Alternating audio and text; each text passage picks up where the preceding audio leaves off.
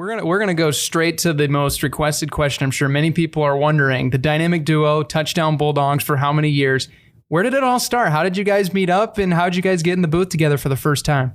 I think I came here in 2000, and Sandy was already kind of established here at Ferris State as a sports writer. So I worked with him when he was at the Big Rapids Pioneer. I think he jumped on some broadcasts when I first started covering football as the SID, I think in 2007, and we formed a three-man team. We had Jason Day as the play-by-play guy, and we had a three-man crew for about a year or two, and Jason eventually got to the point where he just couldn't do it anymore with his position working in admissions. So I kind of took over the play-by-play aspect, and we've kind of been together since then.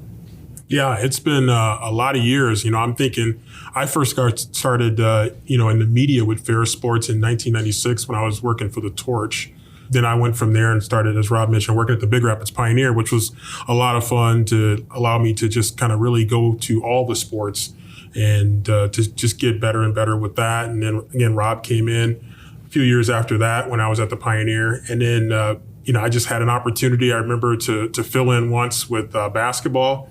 And now, I don't know, 18 years later, still doing basketball, 18 or 19 years, whatever it is, still doing basketball, and then had a chance to jump in with football. The three-man crew was really, really cool. And here we are all these years later, still doing it. Over the tenure for both of you being on the air, I mean, you guys have been able to call so many fantastic games, the 2018 National Championship for basketball, many national championships for football, and then multiple GLIAC championships for a lot of the sports. I mean, what's been kind of your favorite ones to call, and what's been some of those favorite memories that you guys have been able to kind of make on air? I think there's been a ton of them. It starts with the 2018, I think, men's basketball national championship for me. I had worked in Division II basketball at Nebraska Kearney before I came here, so I'd been around, Division II sports for about 25 years. And the goal was always to get to the Elite Eight in basketball. And we not only got there, we had a great game, won the national championship in an exciting fashion. So, that was really cool. And then to see what we've done in football the last 2 years, obviously, I can remember Sandy and I did the season when we went 1-10 back in 2009. So it's been a great turnaround and kind of the pinnacle of success being able to call the last two national championships. Mm-hmm. Yeah, I mean, we've had a chance to call 4 national championship games. 2018, we did 2 national championship games.